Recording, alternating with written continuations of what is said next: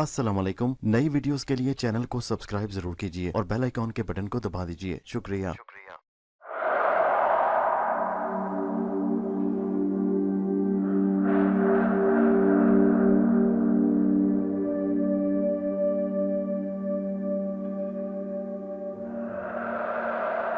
पेश खिदमत है कहानी अंबर नागमारिया की चौथी किस्त, शहजादे के अगवा का दूसरा हिस्सा। दोनों जासूस शहजादे को अगवा करके यमन की तरफ चले गए। उधर दूसरी तरफ चाचा हबशी को जब होश आया तो उसने सर को एक झटका दिया और सोचने लगा कि उसके साथ क्या हो गया। उसने अपने सर को दबाया, तख्त पोश पर बिखरे हुए बर्तन देखे। धूप काफी ऊपर चढ़ाई थी। वो हैरान होकर इधर उधर देखने लगा। आखिर वो इतनी देर वहां क्या करता रहा? क्या वो बेहोश हो गया था? अचानक उसे अंधे और लंगड़े फकीरों का ख्याल आया। वो कौन थे, कहाँ चले गए? उसके साथ ही उसका ख्याल मलका और शहजादे की तरफ चला गया। वो भागकर नीचे आया। तहखाने का दरवाजा खुला हुआ था। उसका दिल धक से रह गया। वो लपक कर अंदर गया। अंदर उसने देखा कि मलका और हबशी गुलाम कालीन पर बेहोश पड़े थे और शहजादा गायब था। उसने अपना सर पीट लिया।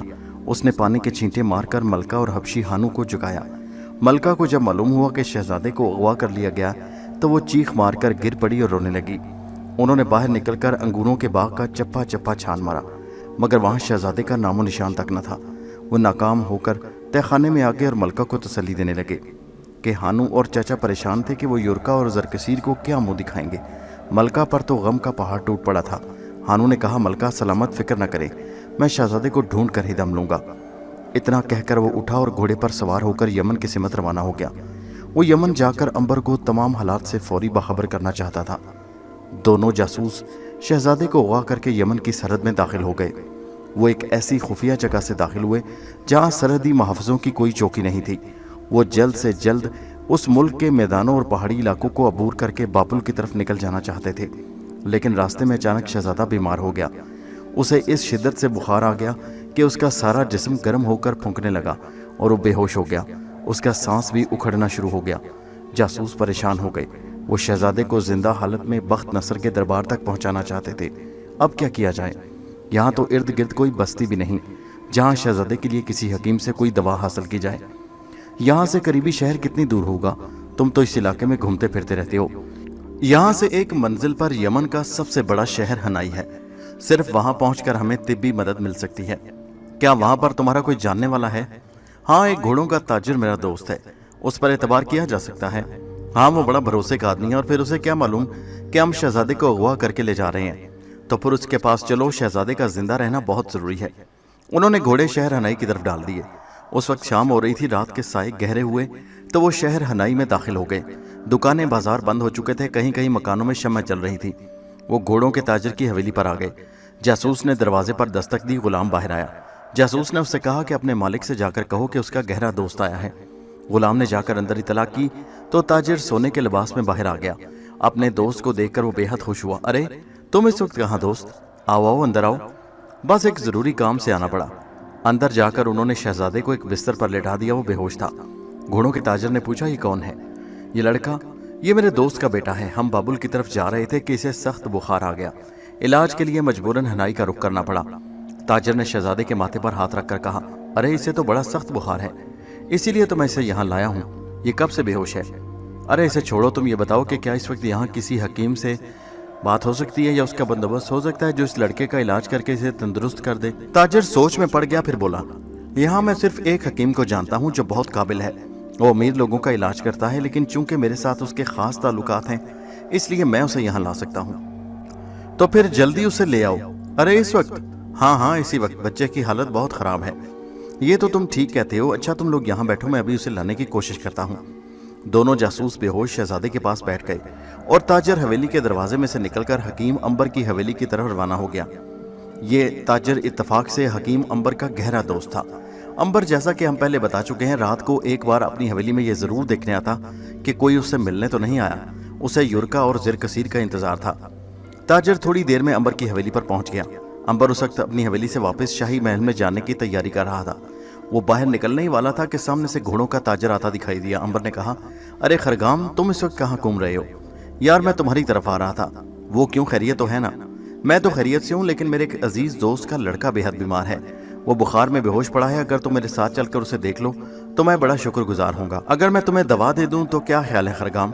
نہیں بھائی، تم میرے دوست ہو تو اس وقت میری عزت کی خاطر میرے ساتھ چل کر مریض کو دیکھو اور اس کا علاج کرو، ورنہ میرا دوست کہے گا کہ یہاں میری کوئی اوقات ہی نہیں۔ اچھا یہ بات ہے تو میں ابھی تمہارے ساتھ چلتا ہوں، دوستوں کے لیے میں اپنے آرام و آسائش کی قربانی دینے کو ہر وقت تیار ہوں۔ تمہارا بہت بہت شکریہ امبر۔ خرگام گھوڑوں کا تاجر حکیم امبر کو ساتھ لے کر اپنی حویلی آ گیا۔ اس وقت رات کافی گزر چکی تھی۔ تاجر اسے اپنے کمرے میں لے گیا جہاں دونوں جاسوس قالین پر بیٹھے اور ان کے درمیان ایک لڑکا بے ہوش پڑا تھا۔ امبر مریض کو دیکھنے کے لیے آگے کو جھکا تو حیرت سے اس کا دل اچھل کر اس کے حلق میں آ گیا۔ اگر وہ ضبط سے کام نہ لیتا تو اس کے منہ سے ضرور چیخ نکل جاتی، کیونکہ اس کے سامنے قالین پر نینوا کا شہزادہ ماروت بے ہوش پڑا تھا۔ امبر نے پوچھا کہ اس کی یہ حالت کب سے ہے؟ ایک جاسوس نے کہا صبح سے یہ بخار میں پھنک رہا ہے۔ کیا یہ آپ کا بیٹا ہے؟ جاسوس نے غمزدہ آواز میں کہا کاش اس کی جگہ میں بے ہوش ہو جاتا، اس کی جگہ مجھے بخار آ جاتا۔ دیوتاؤں کے لیے جلدی میرے بچے کا علاج کریں، اسے ہوش میں لے آئیں۔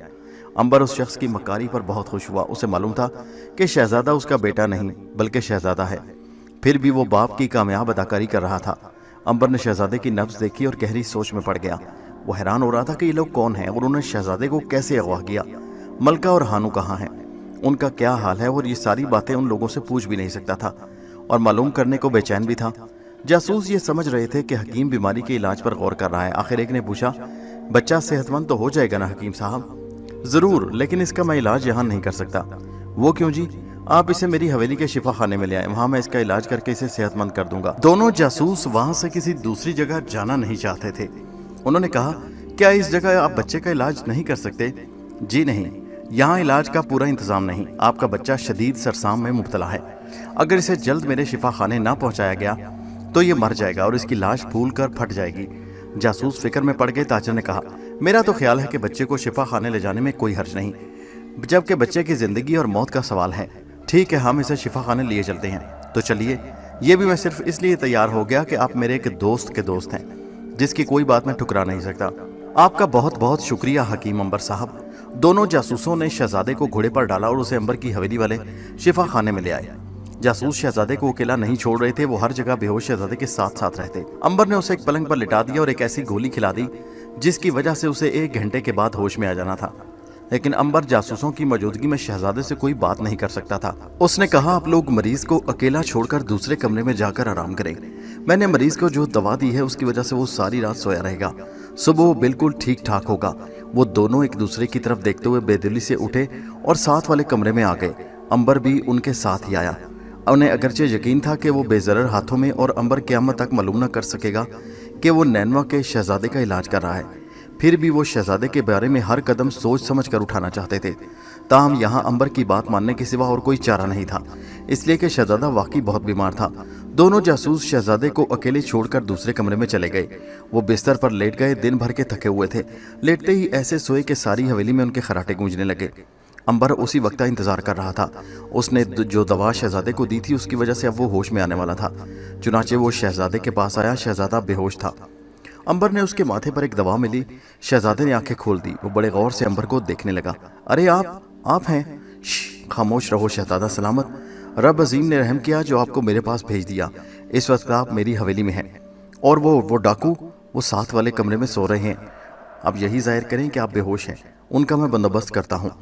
شہزادے نے آنکھیں بند کر لیں اور امبر وہاں سے اٹھ کر ساتھ والے کمرے میں آ گئے جہاں دونوں جاسوس بے سود پڑے ہوئے تھے اور خراٹے لے رہے تھے۔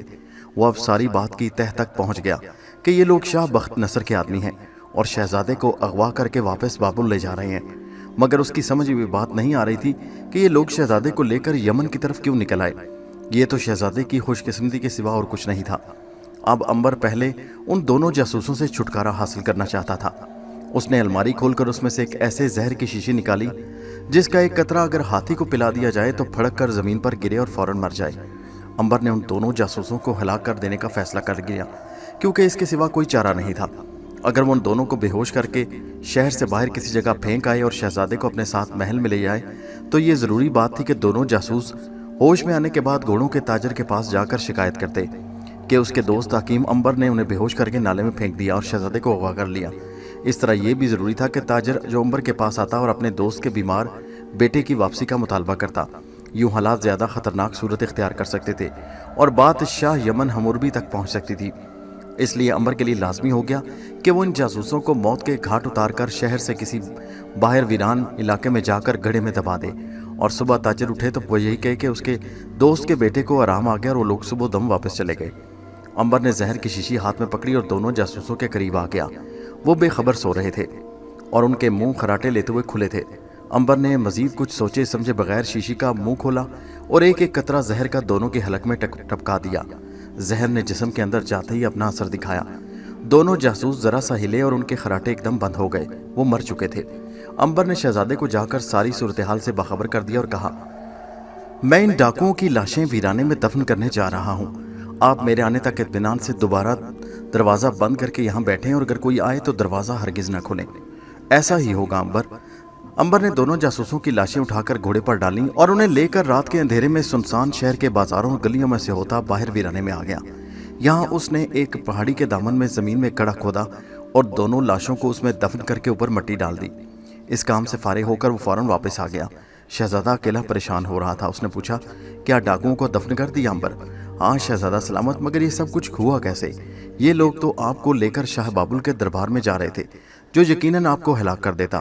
شہزادے نے کہا، ہماری خود سمجھ میں کچھ نہیں آیا۔ ہم لوگ کھانا کھا رہے تھے، بس ہم نے پانی پیا اور ایک ایک کر کے سب بے ہوش ہو گئے۔ ضرور انہوں نے چچا حبشی کی غفلت سے فائدہ اٹھا کر پانی کے مٹکے میں بے ہوشی کی دوا ملا دی ہوگی۔ کیا ملکہ اور ہانو اسی جگہ پر ہیں؟ ہاں، ڈاکوؤں نے راستے میں مجھ سے کہا تھا کہ تجھے بخت نصر کے پاس لے جا رہے ہیں، اور تمہاری والدہ اور غلام کو ہم نے کچھ نہیں کہا۔ ہمیں صرف یہی حکم تھا کہ تمہیں اغوا کر کے دربار میں لایا جائے۔ رب کا شکر ہے کہ اس نے تمہیں میرے پاس پہنچا دیا۔ اگر راستے میں آپ بیمار نہ ہوتے تو یہ لوگ کبھی میرے پاس نہ آتے۔ وہ یمن میں سے چوری چھپے گزر کر بابل کی طرف جلدی پہنچنا چاہتے تھے۔ پھر انبر نے شہزادے کو بتایا کہ وہ شاہ یمن حموربی کے دربار میں وزیر خاص مقرر کر دیا گیا ہے۔ اس نے حموربی کے دربار میں سارا قصہ شہزادے کو سنا ڈالا۔ شہزادہ بڑا خوش ہوا۔ اب آپ کو میرے ساتھ شاہی محل میں چل کر رہنا ہوگا، اور مناسب وقت آنے پر میں آپ کو شاہ یمن سے بھی ملواؤں گا۔ میں نے اس سے بخت نصر کے حملے، آپ کی زندگی اور ملکہ کے بارے میں سب کچھ بتا دیا ہے۔ ابھی وہ باتیں کر ہی رہے تھے کہ دروازے پر کسی نے دستک دی۔ انبر نے چونک کر کہا، ضرور گھوڑوں کا تاجر آیا ہے، ہو سکتا ہے ڈاکوؤں کا ساتھی ہو۔ ایسا بھی ہو سکتا ہے، میں ابھی جا کر پتہ کرتا ہوں۔ انبر نے تلوار کھینچ کر ہاتھ میں لی اور دروازے کے پاس جا کر پوچھا، کون ہے بھائی؟ انبر، میں ہوں یورکا۔ انبر نے یورکا کی آواز پہچان لی اور خوش ہو کر دروازہ کھول دیا۔ یورکا نے اندر آ کر انبر کو گلے سے لگایا۔ کہو، حالات کس رخ پر جا رہے ہیں؟ کیا تمہیں؟ اچانک اس کی نظر شہزادے پر پڑی۔ وہ بات کرتے کرتے رک گیا اور حیرت میں ڈوب کر شہزادے کو دیکھنے لگا۔ شہزادہ سلامت، آپ یہاں کیسے؟ ملکہ اور غلام ہانو کہاں ہیں؟ آپ یہاں کیسے پہنچے؟ میں تو آپ کو کرتاجنا میں چھوڑ کر آیا تھا۔ ان سے پوچھے یورکا کہ میں کیسے یہاں پہنچا۔ یورکا نے انبر کی طرف دیکھ کر کہا، یہ کیا راز ہے انبر، کچھ بتاؤ۔ انبر نے یورکا کو ساری داستان سنا دی۔ یورکا خوش بھی ہوا اور حیران بھی کہ شہزادہ زندہ سلامت ہے۔ اس کا مطلب یہ ہے کہ بخت نصر کو شہزادے اور زرکسیر کے فرار ہو جانے کا بے حد صدمہ ہے، اور وہ ہر حالت میں ان دونوں کو گرفتار کروانا چاہتا ہے۔ ظاہر ہے وہ تو ہر ممکن کوشش کرے گا۔ ہم نے تو شہزادے کو اغوا کر کے اس کے شاہی وقار کو خاک میں ملا دیا ہے۔ اچھا یہ بتاؤ کہ تم نے حموربی کے دربار میں کوئی مقام بنایا ہے یا نہیں؟ وہ بھی سب کام تسلی بخش طریقے سے ہو گیا۔ یورکا، تم اس وقت حکیم انبر سے نہیں بلکہ حموربی کے خاص وزیر سے بات کر رہے ہو۔ کیا یہ سچ ہے؟ 100% سچ۔ دیوتاؤں کی مہربانی ہو چکی ہے انبر۔ زرکسیر نے بھی وفادار فوجوں کو تیاری کا حکم دیا ہے۔ میں نے پوری تفصیل کے ساتھ حموربی سے بات کی ہے۔ اس کا خیال ہے کہ جس وقت بخت نصر یمن پر حملہ کرے، ہم اس وقت ملکہ اور شہزادے کو لے کر نینوا پہنچ جائیں اور زرکسیر کی قیادت میں وہاں شاہ بابل کے گورنر کے خلاف عام بغاوت کروا دیں۔ اس طرح بخت نصر کی آدھی فوج کی توجہ نینوا کی طرف بٹ جائے گی۔ تجویز تو بڑی معقول ہے، مگر سوال ہے کہ بخت نصر یمن پر حملہ کب کر رہا ہے؟ اس کے لیے حموربی نے اپنے جاسوس بابل روانہ کر دیے ہیں۔ اگر بخت نصر نے یمن پر حملے میں دیر کی تو ہمیں نقصان ہوگا۔ وہ کس طرح؟ وہ اس طرح کہ ہم وفادار فوجوں کا خرچ زیادہ برداشت نہیں کر پائیں گے۔ یہ تو تم نے ٹھیک کہا۔ انبر سوچنے لگا، پھر بولا، اس کا ایک ہی علاج ہو سکتا ہے کہ حموربی سے بات کر کے اپنی وفادار فوجوں کو یمن کی شاہی فوجوں کے ساتھ شامل کر لوں۔ اس طرح ہماری فوج کا سارا خرچ شاہی حکومت کے سر پر ہوگا۔ کیا حموربی مان جائے گا؟ کیوں نہیں، آخر یہ فوج بھی اس کے ساتھ نینوا میں لڑے گی۔ بڑی معقول تجویز ہے انبر، تم بادشاہ سے بات کرو۔ تم بھی میرے ساتھ شاہی محل چلو، میں تمہیں بھی بادشاہ سے ملوانا چاہتا ہوں۔ اگر تم مناسب خیال کرتے ہو تو ٹھیک ہے، مجھے زرکسیر کے پاس جا کر اسے تازہ اطلاع دینی ہے کہ یہاں کیا حالات ہیں۔ کوئی بات نہیں، تم ایک روز بعد سفر پر روانہ ہو جانا۔ अंबर रातों रात यूरका और शहजादे को साथ लेकर महल की जानिब चल पड़ा। यूरका और शहजादे को लेकर अंबर शाही महल में पहुंच गया। शहजादा हमूरबी के शाही महल में बिल्कुल महफूज था। यूरका ने अंबर से कहा कि पीछे मलका और हानू शहजादे की गुमशुदगी से बहुत परेशान होंगे, इसलिए मेरा जल्द से जल्द वापस जाना जरूरी है। इसके अलावा ज़रकसीर को तमाम हालात से बाखबर करना भी जरूरी है। यूरका का ख्याल बड़ा मुनासिब था। अंबर भी चाहता था कि शहजादे की वालदा को इत्तला कर दी जाए कि शहजादा उनके पास बिल्कुल महफूज है, वरना माँ अपने बेटे की जुदाई में रो रो कर बुरा हाल कर लेगी। अंबर ने मलका को शहजादे की जुदाई में बैन करते देखा था। उसने कहा, मैं तुम्हें शहजादे के साथ हमूरबी के सामने पेश करना चाहता हूँ। मेरा ख्याल है कि तुम शहजादे को बादशाह के सामने पेश करो। मेरी जगह अगर ज़रकसीर, जो कि नैनवा की फौज का सिपा सलार था, बादशाह से मिले तो ज्यादा बेहतर है। अंबर को यूरका की बात ज्यादा पसंद आई। ये हकीकत भी थी कि बादशाह के हजूर यूरका के बजाय ज़रकसीर को पेश करना चाहिए था, ताकि बादशाह को यकीन हो जाए कि नैनवा की फौज और आवाम उसके साथ है। ज़रकसीर नैनवा की फौज का नुमाइंदा था और शहजादा वहाँ की आवाम का नुमाइंदा, क्योंकि नैनवा की आवाम अपने शहजादे और मलका पर जान देते थे। फिर ऐसा करो, तुम आज ही मलका की तरफ रवाना हो जाओ। उन्हें कहो कि शहजादा हमारे पास महफूज है और हम अनकरीब मलका सलामत को भी हमूरबी के शाही महल में ले आएंगे। बहुत बेहतर। यूरका उसी वक्त वापस अपनी सफ़र की तैयारियां करने लगा। अंबर ने शहजादे को अपने खास कमरे में आरामदेह मसहरी लगवा दी और खुद दरबार में आ गया। दरबार में उस रोज़ नैनवा के कुछ लोग जंगी कैदियों को पेश किया जा रहा था, जिन्हें बख्त नसर के सिपाही कैद करके अपने साथ बाबुल ले गए, जो वहाँ से किसी न किसी तरह फरार होकर यमन की सरहद पर पहुँच गए और जहाँ यमन के सिपाहियों ने उन्हें गिरफ्तार कर लिया। हमूरबी उन कैदियों से बाबुल के बारे में कुछ मालूमात हासिल करना चाहता था। दरबार लगा और हमूरबी अपने तख्त पर आकर बैठ गया। उसने हाथ से इशारा किया कि कैदियों को पेश किया जाए। 6-7 कैदी जंजीरों में जकड़े सामने आकर झुक गए। हमूरबी ने उनसे पूछा, तुम लोग भागकर यमन की सरहद पर क्यों आए हो? कैदियों के एक नुमाइंदे ने झुककर कहा, जहां पनाह, हमारे लिए सिवाय यमन के और कोई पनाहगाह नहीं थी। ये ख्याल तुम्हें कैसे आया? इसलिए जहां पनाह कि यमन भी हमारे मुल्क नैनवा की तरह बाबुल का दुश्मन है और बाबुल में आपके मुल्क पर हमला करने की ज़बरदस्त तैयारियां हो रही हैं। नैनवा के साथ आपके मुल्क के ताल्लुकात हमेशा खुशगवार रहे हैं। तुमने इन तैयारियों को कैसे देखा? तुम लोग तो दुश्मन की कैद में थे। जहां पनाह, हमें जेल खाने के सिपाहियों ने बताया कि वो लोग इसी मौसम बहार में यमन पर हमला करके वहां से लूट मार का सामान और बेशुमार जंगी कैदी गुलाम बनाकर लाएंगे। नैनवा में तुम्हें कहाँ गिरफ्तार किया गया था? शाही महल के बाहर। जहां पनाह, हमारे साथी लड़ते लड़ते हिलाक कर दिए गए। दुश्मन ने हमें गिरफ्तार कर लिया और गुलाम बनाकर अपने साथ बाबुल ले गए। इस मौका पर बादशाह हमूरबी ने झुककर पास खड़े हुए वजीर खास अंबर के कान में कुछ कहा। अंबर ने निहायत अदब से सर झुकाया और कैदी से कहा, क्या तुम्हें मालूम है कि नैनवा का बादशाह, मलका और शहजादा इस वक्त कहाँ थे? हजूर, दुश्मन ने हमारे बादशाह को हिलाक कर दिया, मलका को कैद करके ले गए और शहजादों को भी बख्त नसर ने कत्ल कर दिया। सिर्फ हमारा सिपा सलार ज़रकसीर दुश्मन से जान बचाकर फरार हो सका। क्या तुम्हें इस बात का दुख नहीं कि दुश्मन की फौजों ने तुम्हारे शहर नैनवा को जलाकर खाक कर दिया और तुम्हारे बादशाह को कत्ल कर दिया? हमें इससे बड़ा दुख कोई और नहीं हो सकता हजूर। काश हम अपने वतन की आबरू पर अपनी जानें कुर्बान कर सकें। अगर तुम्हें नैनवा के गवर्नर के खिलाफ जंग का हुक्म दिया जाए तो तुम क्या वहां जाकर लड़ोगे? अकेले हजूर? नहीं, दूसरे फौजियों के साथ। काश ऐसा हो जाए।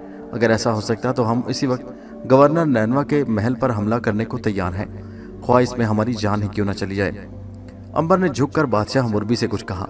बादशाह ने हाथ का इशारा किया। एक सिपाही आगे बढ़ा और उसने तमाम कैदियों की जंजीरें खोल दी।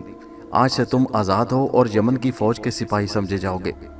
हमूरबी जिंदाबाद, बख्त बुलंद हो, देवताओं की रहमत हो। कैदियों ने झुककर 3 बार कोर्निश बजाई और सिपाही के साथ दरबार से निकल गए।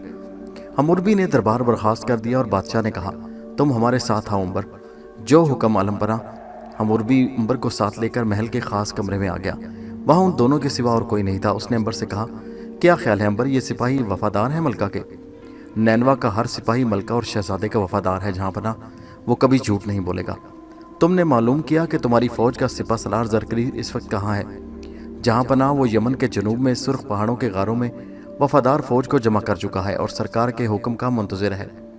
उसे पैगाम भिजवा दो कि जब तक बख्त नसर हमारे मुल्क पर हमला नहीं करता, हम उसे नैनवा में फौजी गवर्नर के खिलाफ बगावत कराने का मशवरा नहीं दे सकते।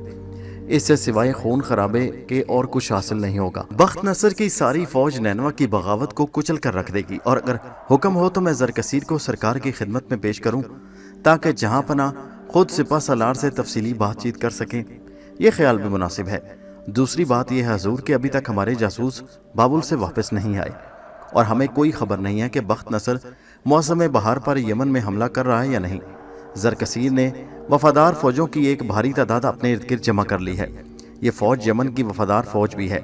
जो देर हो रही है इस फौज में बेइत्मीनानी फैल रही है, क्योंकि ज़रकसीर इतनी फौज का खर्च बर्दाश्त नहीं कर सकता। ये तो एक कुदरती बात है अंबर, फौजें मुल्क की आमदनी के हिसाब से रखी जाती हैं। एक अकेला आदमी इतनी बड़ी फौज का खर्च कैसे बर्दाश्त कर सकता है। इसी ख्याल से मैं अक्सर परेशान रहता हूँ जहाँपना कि ज़रकसीर की फौज यमन की वफादार और मुसीबत के वक्त हमारे काम आने वाली फौज है। इसी फौज ने नैनवा में बगावत करके बख्त नसर की फौजी ताकत को तोड़कर 2 हिस्सों में तकसीम कर देना है। और अगर इस फौज के सिपाही महज भूख से तंग आकर वापस जाना शुरू हो गए तो ये यमन का बड़ा नुकसान होगा। ये फौजी इस वक्त यमन के लिए अपनी जान भी कुर्बान कर देने को तैयार हैं। हमूर भी खामोश हो गया। साफ मालूम हो रहा था कि वो किसी गहरी सोच में है। उसने सर उठाकर पूछा, फिर तुम्हारा क्या ख्याल है अंबर? मेरा तो ख्याल है जांबना कि हम नैनवा की इस फौज को यमन की फौज के साथ शामिल कर लें, तो उनका एक अलग हरावल दस्ता बना दें जो मैदान जंग में सबसे पहले दुश्मन का मुकाबला करे। हम ऐसा कर सकते हैं। अगर तुम्हारी राय यही है तो हमें इस पर कोई एतराज़ नहीं। तुम शौक से ज़रकसीर को इत्तला भिजवा सकते हो कि वो अपने वफादार सिपाहियों को लेकर यमन के दारुल हुकूमत में आ जाए। जो हुक्म जहां बना, लेकिन एक बात का ख्याल रहे। हमूरबी ने हीरे जवाहरात की अंगूठियों वाली उंगली उठाकर कहा। अंबर ने अदब से पूछा, इरशाद जहां बना। किसी को कानो कान खबर नहीं होनी चाहिए कि शहर में कोई फौज दाखिल हुई है। सिपाहियों को चाहिए कि वो रात के भेस बदलकर हमारे शहर में आए और छावनियों में जाकर रहने लगें। ऐसा ही होगा जहां पना। अब आप जा सकते हैं। अंबर ने झुककर अदब से कोर्निश बजा लाई और बादशाह के महल खास से बाहर आ गया। वो अपने मकसद में कामयाब हो गया था और अब जल्दी से युरका और शहजादे को ये खुशखबरी सुनाना चाहता था। युरका सफर पर रवाना होने के लिए तैयार ही था कि अंबर पहुंच गया। उसने शहजादे और युरका को बादशाह के साथ हुई सारी गुफ्तगू सुना डाली। युरका बहुत खुश हुआ क्योंकि वफादार फौज की बेकारी और भूख का मसला हल हो गया था। अब तुम फौरन ज़रकसीर के पास पहुंचो और उसे कहो कि सारी की सारी फौज को छोटे छोटे दस्तों की सूरत में लेकर दारुल हुकूमत पहुंचना शुरू कर दे। मैं अभी सफ़र पर रवाना होता हूँ।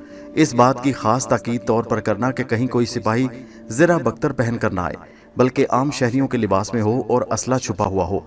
बादशाह अवाम को नहीं बताना चाहता कि दारुल हुकूमत में नैनवा के सिपाही जमा हो रहे हैं। बड़ा मुनासिब ख्याल है। अब तुम खुदा का नाम लेकर दीवाना हो जाओ। युरका इसी रोज हनाई से यमन के सुर्ख पहाड़ों की तरफ चल पड़ा। अंबर ने युरका के जाने के बाद इत्मीनान का सांस लिया। वो अपने बड़े मुश्किल मंसूबे में बड़ी आसानी से कामयाब हो गया था।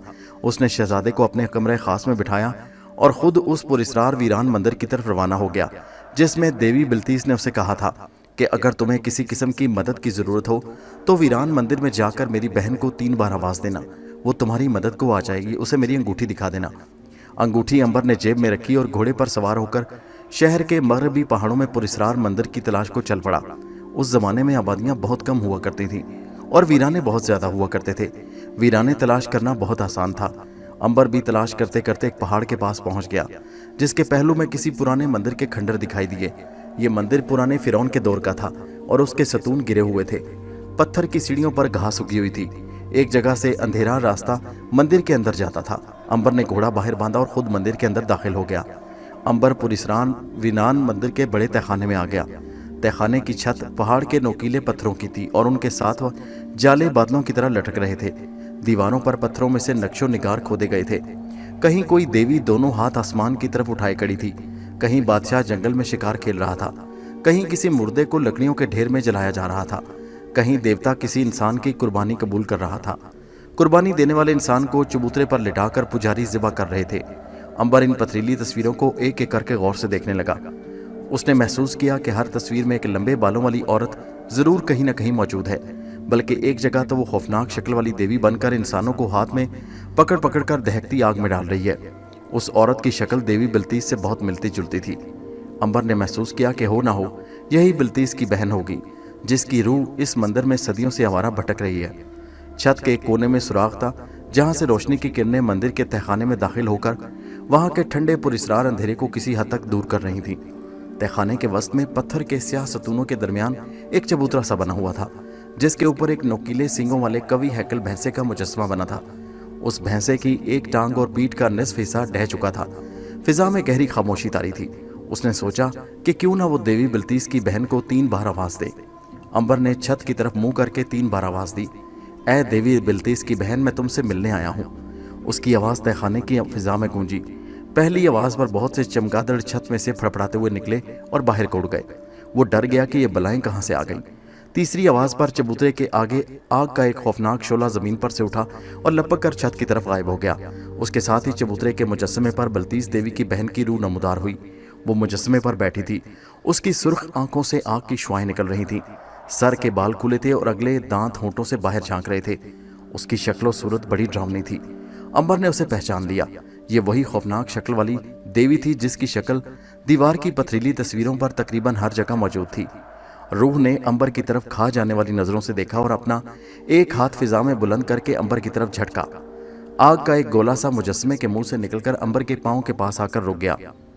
روح نے دوسری بار غصے سے ہاتھ کو زور سے جھٹکا دیا۔ آگ کا گولا ذرا سا حرکت کر کے ویسے ہی زمین پر جمع رہا۔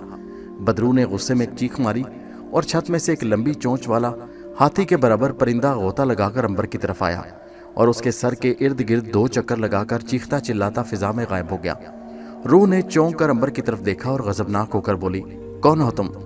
امبر نے مسکرا کر کہا، کاش یہ سوال تم اپنا جادو کا کھیل دکھانے سے پہلے پوچھ لیتی۔ میرا نام امبر ہے۔ مجھے تمہاری بہن دیوی بلتیس نے تمہارے پاس بھیجا ہے۔ یہ ہے اس کی انگوٹھی۔ امبر نے جیب سے انگوٹھی نکال کر بلتیس کی بہن کو دے دی۔ اس انگوٹھی کی وجہ سے تم پر میرے جادو کا اثر نہیں ہو رہا تھا، مگر اب تم میرے جادو سے نہیں بچ سکو گے۔ تم خود چل کر میرے پاس آئے ہو۔ میں اپنی بہن کا شکریہ ادا کرتی ہوں جس نے ایک لذیذ گوشت والا نوجوان میرے پاس بھیجا۔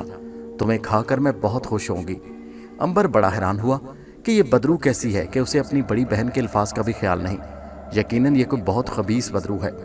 امبر نے سوچا ورنہ یہ اپنی بہن کے الفاظ کا ضرور لحاظ کرتی۔ ظاہر ہے کہ وہ اسے ہلاک تو کر نہیں سکتی تھی، صرف اپنا اور اس کا وقت ہی ضائع کر سکتی تھی۔ امبر نے کہا، اے بدرو، تو مجھے ساری زندگی بھی کوشش کرتی رہے تو نہیں کھا سکتی، اس لیے اس خیال سے باز آ جا۔ بدرو کہکا مار کر ہنسی، میں ابھی تمہیں اس گستاخی کا مزہ چکھاتی ہوں۔ اتنا کہہ کر اس نے فضا میں ہاتھ بلند کیا۔ ایک جلتا ہوا نیزہ اس کے ہاتھ میں آ گیا۔ اس نے وہ نیزہ فضا میں اچھال دیا۔ نیزہ اچھلا اور ایک زور سے چکر کھا کر امبر کے سر کی طرف آیا۔ امبر اپنی جگہ پر اسی طرح کھڑا رہا۔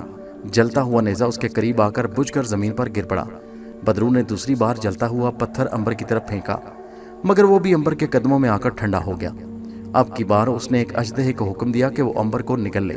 اژدہے کے منہ سے آگ نکل رہی تھی اور اس کی کئی زبانیں تھیں۔ اژدہے نے پھنکار ماری اور امبر کی طرف دوڑ کر لپکا، مگر اس کے قریب جا کر یوں پیچھے گر کر تڑپنے لگا جیسے وہ کسی پتھریلی دیوار سے ٹکرا گیا ہو۔ امبر نے مسکرا کر کہا، اے بدرو، تو مجھے کبھی ہلاک نہیں کر سکتی۔ تیرا جادو مجھ پر اثر نہیں کرے گا، اس لیے بہتر ہے کہ میری بات غور سے سن۔ اب کی بار بدرو نے بڑی نرمی سے کہا، تو کون ہے؟ مجھے سچ سچ بتا۔ سن اے بدرو، میں فرعون مصر آتون کا بیٹا ہوں اور 2000 سال سے زندہ چلا رہا ہوں۔ اتنا سننا تھا کہ بدرو چبوترے پر سے اتر کر امبر کے پاس آئی اور جھک کر بولی، اے مقدس انسان، میں آج سے تیری باندی ہوں۔ مجھے تو جو حکم کرے گا میں اس پر عمل کروں گی۔ بتا تجھے مجھ سے کس قسم کی مدد کی ضرورت ہے۔ سن، بابل کا بادشاہ بخت نصر ملک یمن پر حملہ کر کے اسے تباہ و برباد کرنا چاہتا ہے۔ یمن کا ملک کمزور ہے، اس کے پاس اتنا اسلحہ اور فوج نہیں کہ وہ بخت نصر جیسے طاقتور اور جابر بادشاہ کی فوج کا مقابلہ کر سکے۔ میں چاہتا ہوں کہ تو بابل کے خلاف ہماری مدد کر۔ اے مقدس انسان، طلالہ کی روح نے تیری ہر بار مدد کی، تو اس سے کیوں نہیں کہتا؟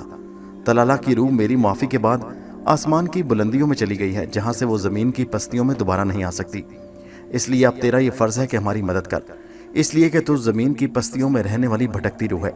اس زمین کے دشمن کے خلاف زمین ہی کے ذریعے استعمال کرو اور بختر نصر کی فوج کو تباہ کرنے کا طریقہ بتا۔ اے امبر، تو بھی سن لے، تجھے بھی ایک بددعا ملی ہے کہ جو تجھے اس زمین پر ہمیشہ کی زندگی مل گئی، تو ہمیشہ زمین کی پستیوں میں رہے گا اور ان پستیوں کے دکھ درد سہتا رہے گا۔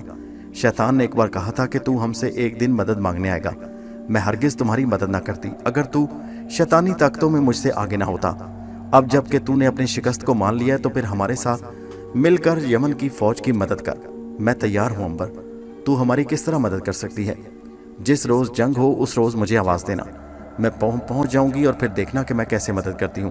لیکن اس کے بدلے مجھے تم سے ایک شرط منوانا ہے۔ وہ کون سی شرط ہے؟ تجھے اپنی زندگی کے 2000 برس مجھے دینے ہوں گے۔ مجھے منظور ہے، پھر میں جاتی ہوں۔ میدان جنگ میں ملاقات ہوگی۔ زمین پر آگ کا شعلہ لپکا اور بدرو اس میں غائب ہو گئی۔ غار کے چبوترے پر بھینسے کا ٹوٹا ہوا بت اسی طرح پڑا تھا۔ باہر سے چمگادڑیں پھڑپڑاتی ہوئی آئیں اور غار کی چھت میں چھپ گئیں۔ अंबर गार से बाहर निकल आया। उसने सोचा सौदा महंगा नहीं, यमन के मजलूम आवाम की जायज़ मदद के लिए अगर उसने अपनी ज़िंदगी के 2000 साल उस बदरू को दिए हैं तो अच्छा किया। गार के बाहर उसका घोड़ा वैसे ही बंधा हुआ था। अंबर उस पर सवार होकर वापस शाही महल में आ गया। महल में वापस आकर उसने शहजादे से कोई बात ना की, उसने ज़रूरत महसूस ना की। 2 दिन गुजर गए। उसे यूरका और ज़रकसीर का शिद्दत से इंतज़ार था। तीसरे रोज़ यूरका और ज़रकसीर उसके पास पहुंच गए। ज़रकसीर ने आगे बढ़कर अंबर को गले लगा लिया, क्योंकि अंबर ने हमूरबी के दरबार में जो शानदार काम किया था, यूरका ने उसकी सारी तफसील उसे बता दी थी। अंबर, नैनवा के आवाम हमेशा तुम्हारा नाम फ़ख्र से लेंगे। तूने हमारे लिए वो काम किया जो हम मिलकर भी चाहते तो ना कर सकते। ज़रकसीर, मैंने मजलूम आवाम की हिमायत और जालिम की मुखालफत करके अपना इंसानी फ़र्ज़ अदा किया। ये बताओ फ़ौज के सिपाही कहाँ हैं?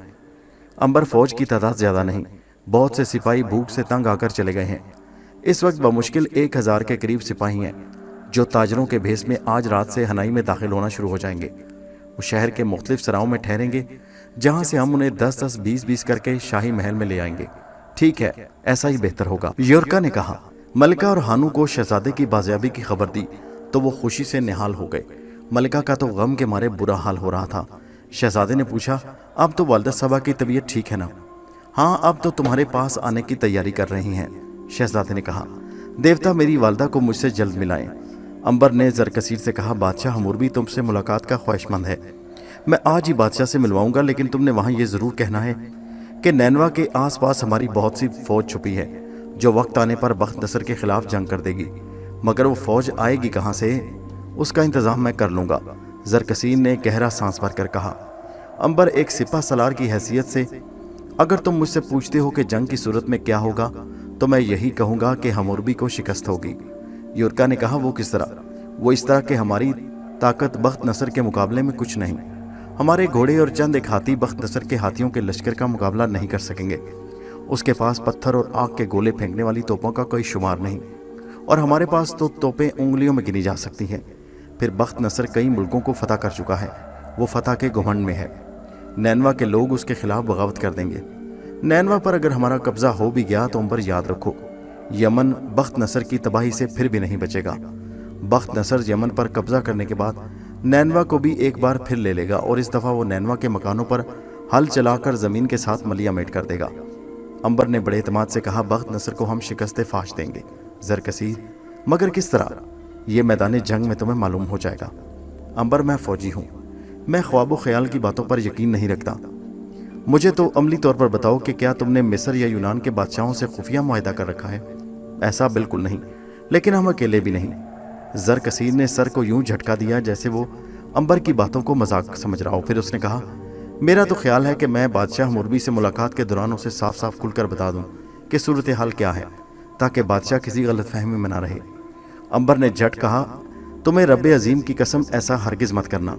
अगर तुमने हमूरबी के सामने अपनी कमज़ोरी जाहिर की तो पासा पलट जाएगा, और हो सकता है हमारे सिपाहियों को और हमें वापस नैनवा भेजकर हमूरबी बख्त नसर के साथ सुलह की बातचीत शुरू कर दे, इसलिए कि उसे हमारी इमदाद और नैनवा में आवाम की कामयाब बगावत पर बड़ा भरोसा है। मगर अंबर, तुमने उसे गलत भरोसा क्यों दिलाया? क्या तुम्हें नहीं मालूम कि हम थोड़ी फ़ौज के साथ ऐसा हरगिज़ न कर सकेंगे? लेकिन उस वक्त तो हमारी फ़ौज वफादार तादाद हज़ारों में थी। ज़रकसीर चुप हो गया, क्योंकि अंबर ठीक कह रहा था। यूरका ने कहा था कि अंबर का ख्याल बड़ा मुनासिब मालूम होता है। उन्हें बादशाह से अपनी कमज़ोरी के बारे में कुछ नहीं कहना चाहिए।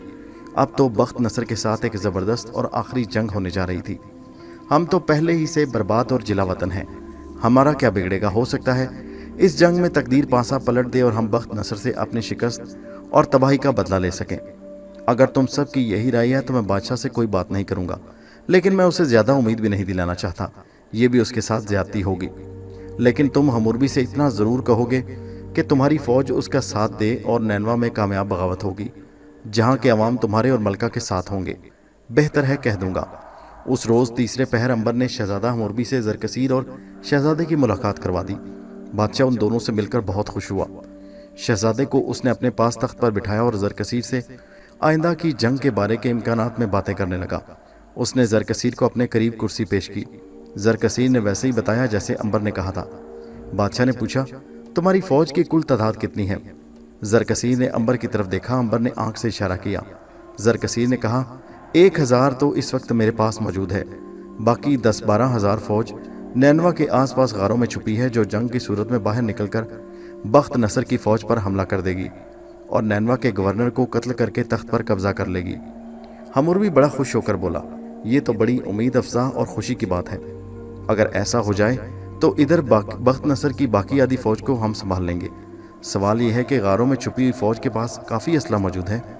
اس دفعہ پھر زرکسیر نے امبر کے کہنے پر جھوٹ بولا اور کہا، جی ہاں بادشاہ سلامت، ان کے پاس اتنا اسلحہ موجود ہے کہ وہ 1 مہینے تک لڑائی کر سکتے ہیں۔ حموربی مطمئن ہو گیا۔ اس نے زرکسیر سے پوچھا کہ یمن میں جو فوج موجود ہے وہ ہنائی میں کب پہنچے گی؟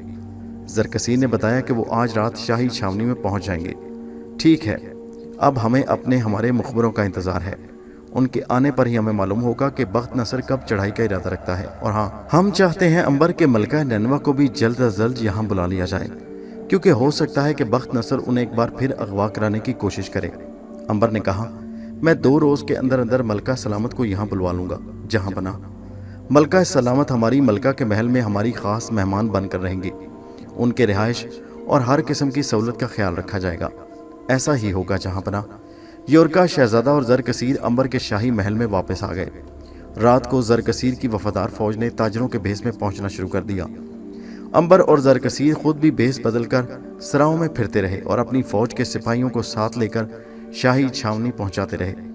رات کے پچھلے پہر تک وفادار فوج ساری کی ساری حموربی کی شاہی چھاونی میں پہنچ چکی تھی۔ اگلے روز ان کا ایک الگ دستہ بنا دیا گیا اور انہیں اسلحہ وغیرہ دے کر پوری طرح لیس کر دیا گیا۔ امبر کو اب ایک ہی خیال پریشان کر رہا تھا کہ اگر بلتیس کی بہن نے وقت پر اس کی مدد نہ کی تو وہ کیا کرے گا؟ پھر تو ان کی شکست یقینی تھی۔ اس نے محض بدرو کی یقین دہانی پر زرکسیر سے بھی جھوٹ بول دیا تھا اور حموربی سے بھی یہ کہا کہ نینوا کے ارد گرد ان کے 12,000 سپاہی چھپے بیٹھے ہیں۔ حالانکہ حقیقت یہ تھی کہ وہاں ان کی فوج کا ایک بھی سپاہی نہ تھا۔ امبر ساری رات پریشان رہا۔ رات کے پچھلے پہر وہ اٹھا اور چپکے سے محل سے باہر نکل کر وہ ویران مندر کی طرف چلا گیا۔ وہ ایک بار پھر بدرو سے مل کر تسلی کرنا چاہتا تھا کہ وقت آنے پر وہ اسے دغا تو نہیں دے جائے گی۔ ویران مندر کے غار میں داخل ہو کر وہ چبوترے کے پاس پہنچ گیا اور بلند آواز سے 3 بار آواز دی۔ تیسری آواز پر چبوترے کے پاس آگ کا سرخ شعلہ لپکا اور بلتیس کی بہن کی روح نمودار ہوئی۔ اس نے تعجب سے امبر کو دیکھا۔ تم اب کس مقصد کے لیے آئے ہو امبر؟ تمہیں جو کہنا ہے جلدی کہو۔